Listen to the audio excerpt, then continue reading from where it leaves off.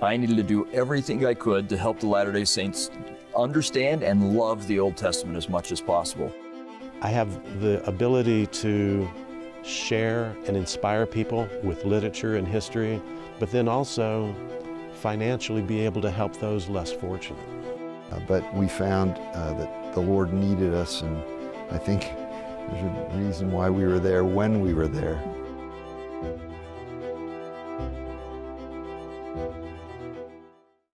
Hello and welcome to Latter-day Profiles. I'm Brian Howard. We're here at the LDS Motion Picture Studio in Provo, Utah. And joining me today is Dave McCann. Dave, welcome. Thank you.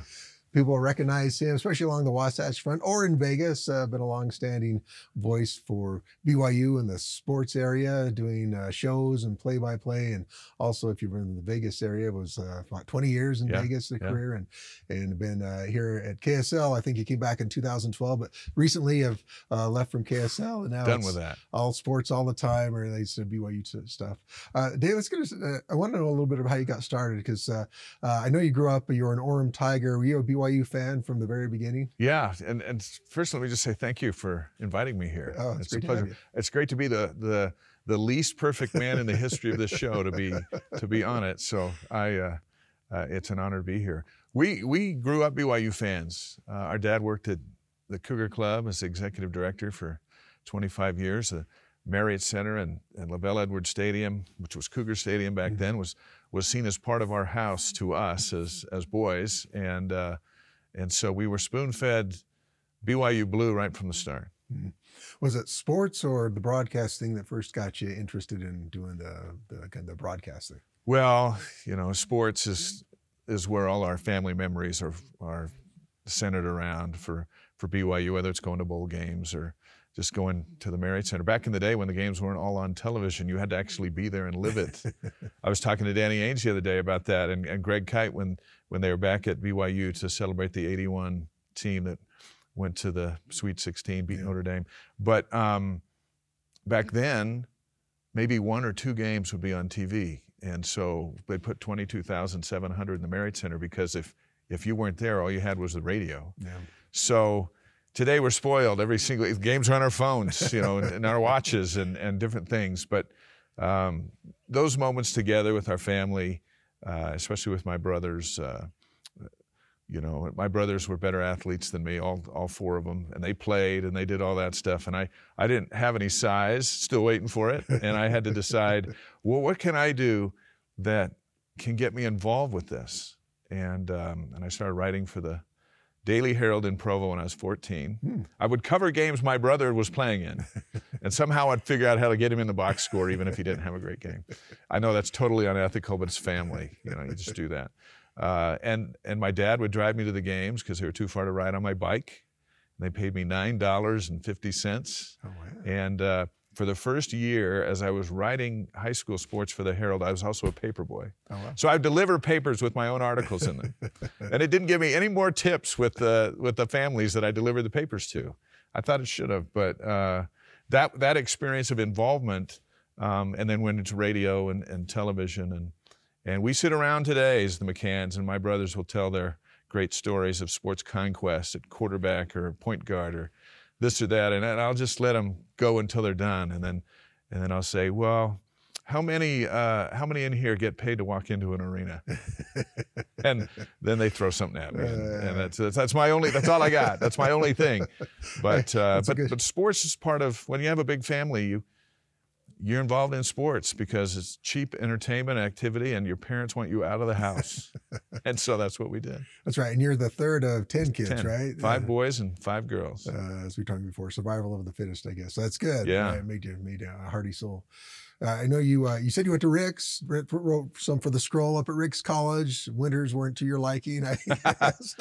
You know what? I remember we lived up on the hill, and I remember walking down to class in the winter, and I would entertain myself because I would breathe in and my nose would freeze shut, and then I would breathe out and then it would thaw, and then I'd just do that all the way down to class. And I thought that Rexburg was the coldest place on earth, and I vowed never to return, and I have not been back since.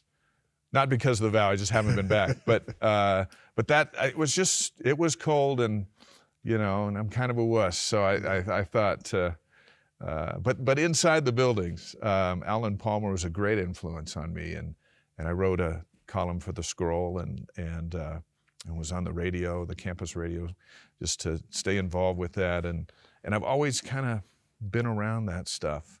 It just works for me. Well, at BYU, you were heavily involved, and you were telling me earlier that you had a really great opportunity, you know, going through BYU, and a great program for, you know, called the Anchor Factory. A lot of great names have come out of BYU and gone on to great careers. You had an interesting opportunity with ABC, Good Morning America. They got to do some fun things for them. Tell us about that. You know, that experience taught me a lot of lessons, and the first one was at BYU, you're required to go on an internship. And a lot of BYU students would come up to the Salt Lake stations because it was convenient. Well, I've worked at the Salt Lake station for 9 years, and interns don't get to do a lot of things because it's like, well, why would I have you write that when I've got to go out and read that? And I'm getting paid a lot of money to write it myself. But in the outer rim, in the outer regions, there are stations that need free labor. And so I thought, you know what I'm not going to do? I'm not going to go with my friends up to Salt Lake. I'm going to find something that can give me an opportunity when I'm done. And we had a graduate from BYU who was a news director at WTHI in Terre Haute, Indiana. If you look that up, I think it says armpit of the Midwest. but I also say it's also where Larry Bird played basketball at Indiana State. And so I just called him up and I said, hey, I need an internship. I'd love to come where I can actually do some things. He goes, we need you. We'd love to have you. It turned out his elders quorum, he was the bishop, he was elders quorum president, put me up in their basement, let me use their car, the Byrams, and for 2 months, I did my internship there. The owner of that TV station happened to own the Indianapolis Motor Speedway. Oh, wow. And I was there in May and June, which is the month of the Indy 500. So we were at the track, the first experience I'd ever had with auto racing. We're at the track every day, and I'm interviewing IndyCar drivers who I don't even know because I'm not from the racing culture. And then we spent a month and a half there with the Speedway and the Indy 500. I was down in the pits and interviewed the winner of the race for our TV station, and literally had no idea how big of a race it is. Now I know, but at the time it's like, man, there's 250,000 people here for this. But I was able to anchor, first intern ever to anchor there due to some illness and timing. And I had a 5-part series that I wrote and produced and hosted my last week there. And then they offered me a job, which is what I wanted them to offer me. And I think it was for like $30,000. But I said, I turned it down because I wanted to be a BYU graduate, which might seem kind of strange because you go to BYU to get a job. Yeah. But I wanted to be a BYU graduate because it means something. And, you know, we're all imperfect. We all make mistakes and all of that stuff. And not everyone that goes to BYU is translated. But I knew that if BYU got there before I did, whether it's for an interview or any sort of thing, that they'd have a pretty good idea of what I'm all about before they ever meet me. And that was important to me at age 21. I'm not sure why, but now I know why. And so I said no, and I went home, and then Good Morning America started a nationwide search for their first college reporter. And they reached out to the big schools, Syracuse, Missouri, BYU, and a whole bunch of others, said, send us tapes of your 3 best students. And mine happened to be one of the 3 that went back from BYU, and all of my stuff was from my internship that was on the air and that was actually doing stuff. And a lady from New York called me a few weeks later. I was at my BYU job and broadcasting games on the weekend, and she said, hey, I'm such and such, I wonder if you could come back to New York. And so I went back, and interesting, I didn't have a credit card.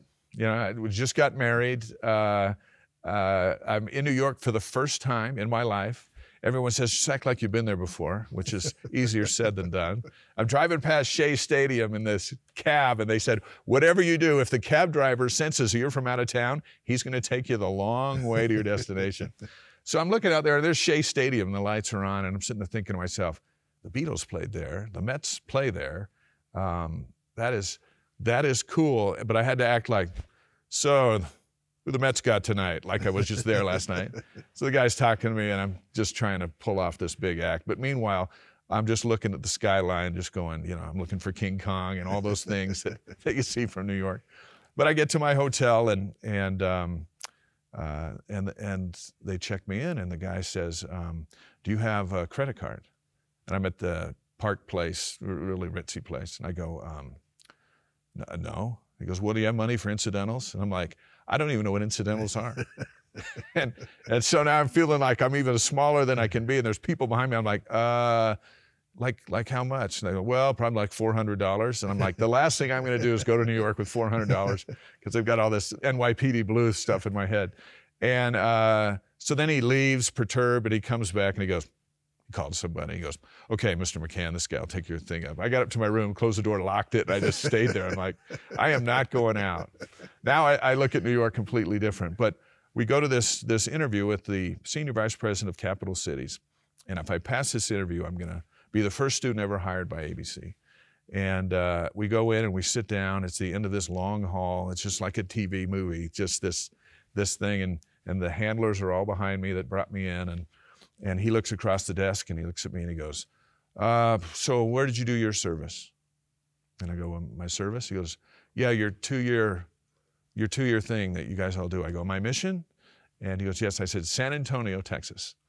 And he said, I think that's great. He goes, I got two guys right up and down my street all the time. And they're very friendly. And I said, well, you should feed them. He goes, we do feed them. My wife gives them lemonade all the time. I said, well, someday you should listen to them. But our whole conversation was about a mission.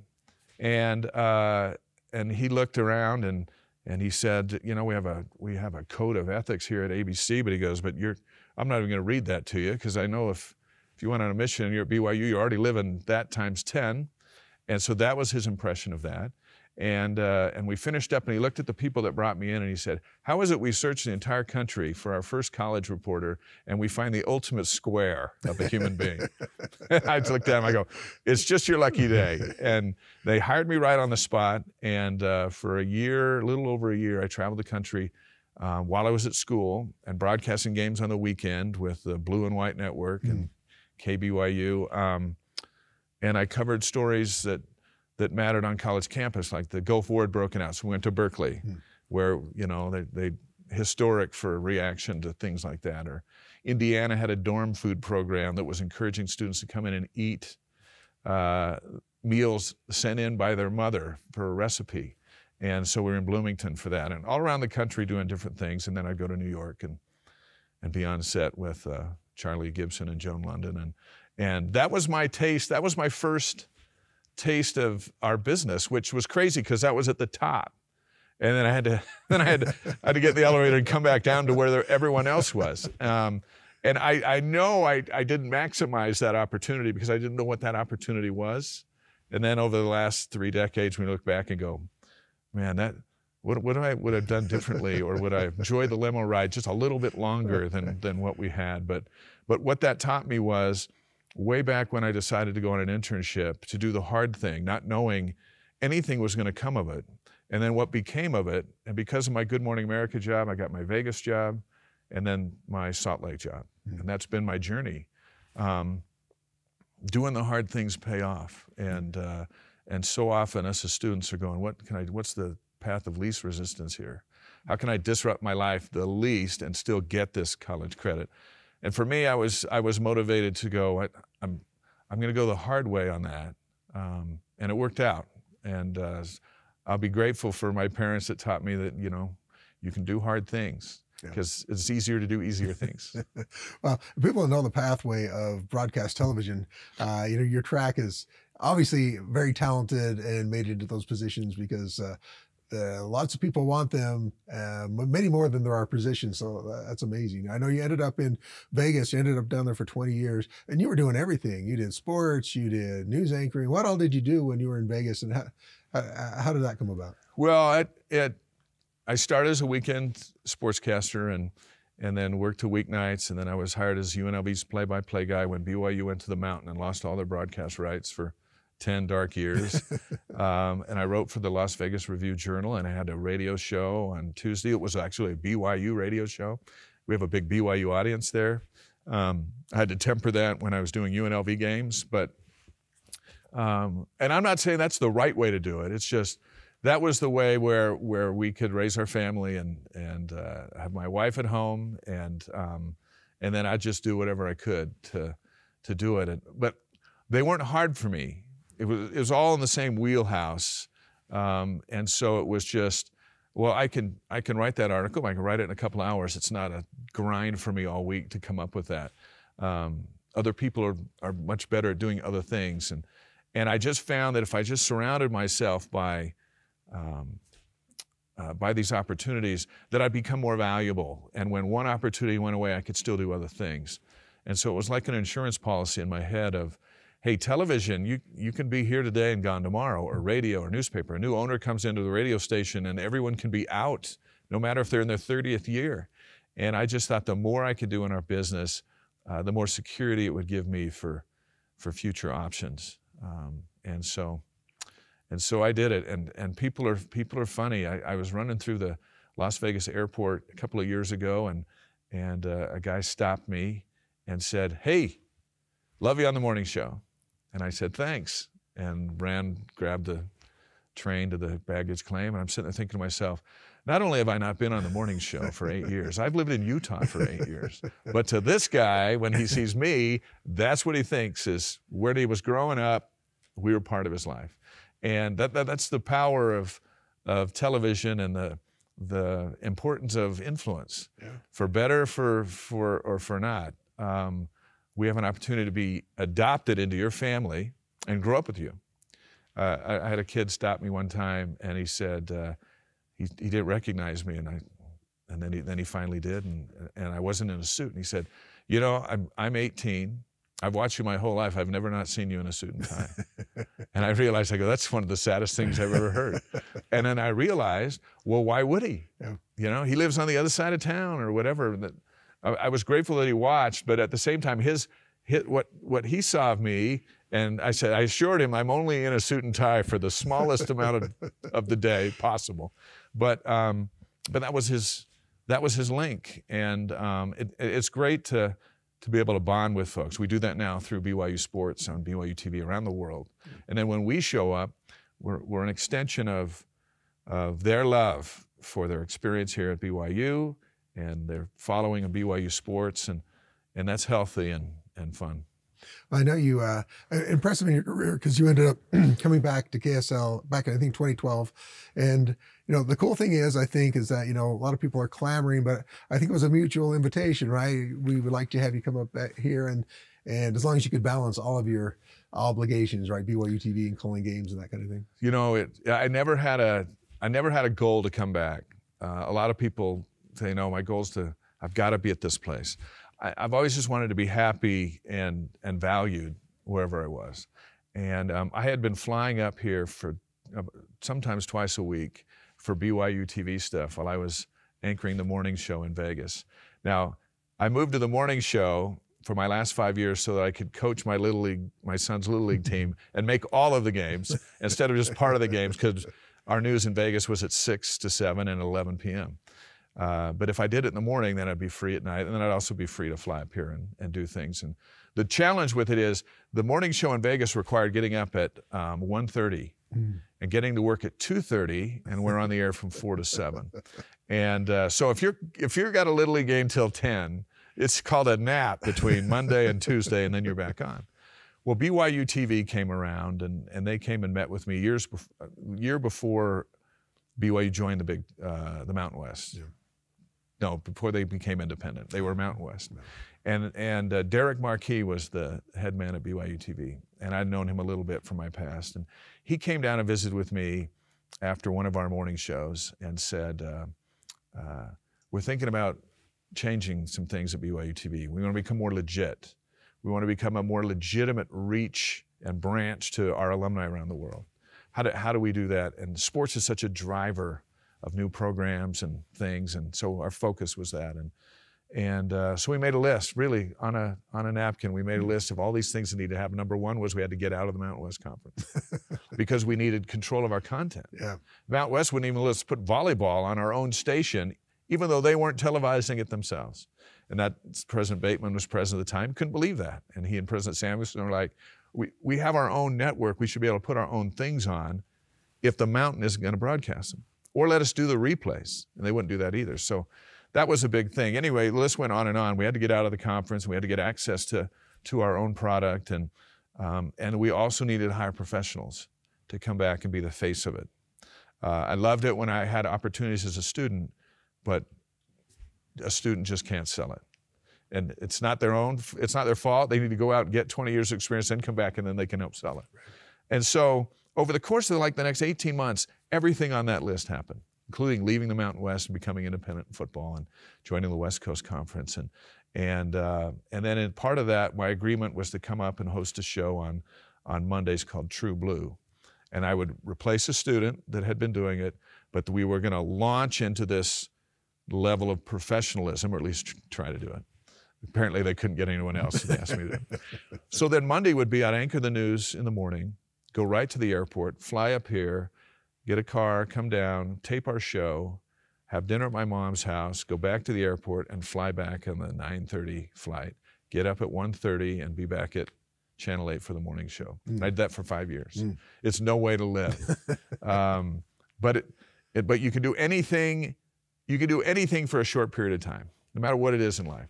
And for me, it was this grinder of a schedule, because then I'd come back later in the week to broadcast our games.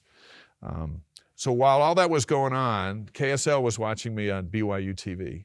And so one day they called me up out of the blue, and they said, Bruce Lindsay is going to retire and go on a mission.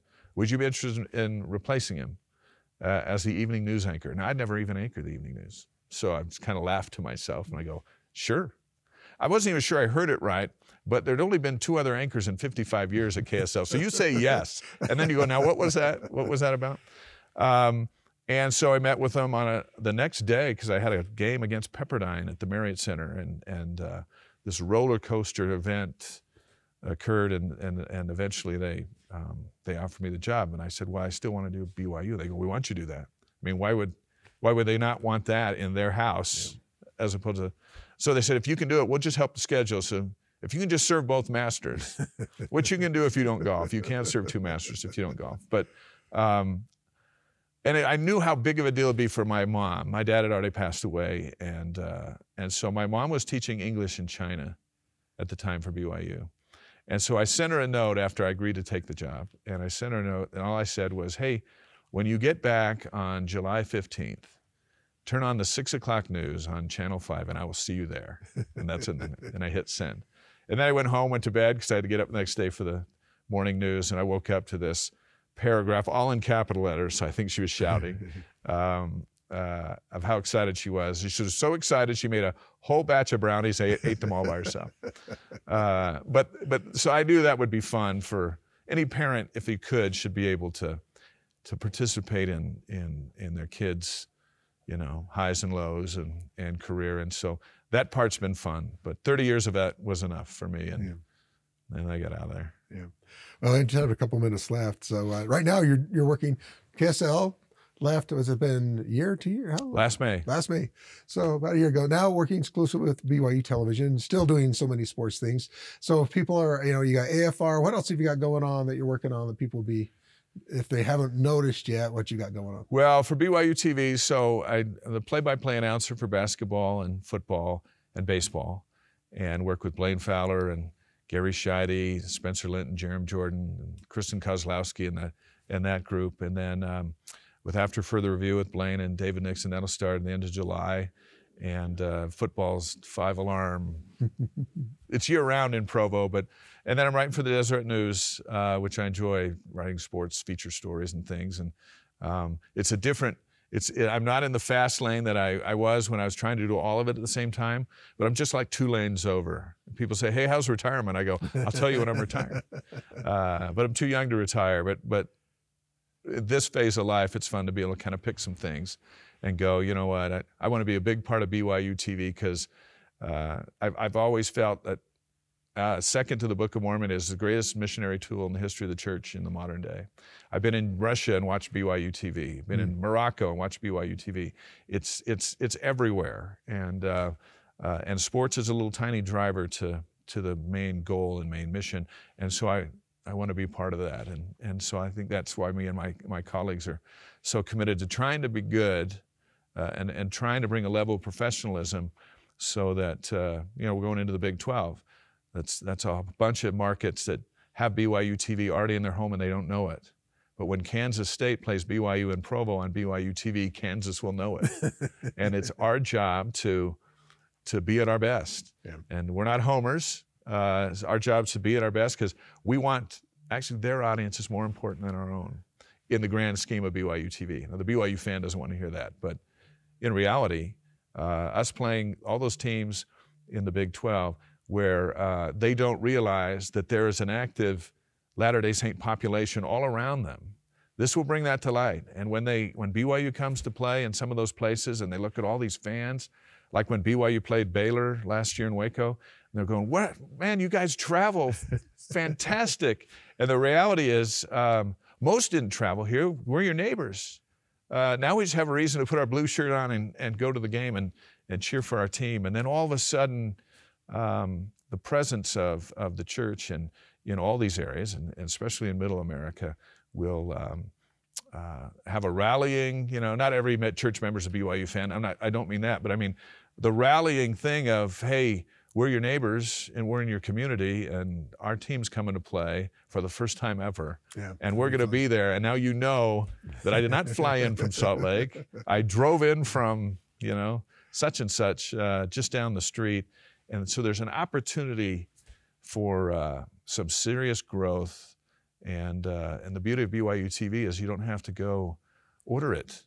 It's on most basic cable throughout the Midwest. You just have to have a reason to go there. You just have to turn it on, yeah. And we're pretty good at coming up with reasons, but there's no bigger reason than the Big 12 and BYU to go there for the first time for fans of both Oklahoma State and for BYU.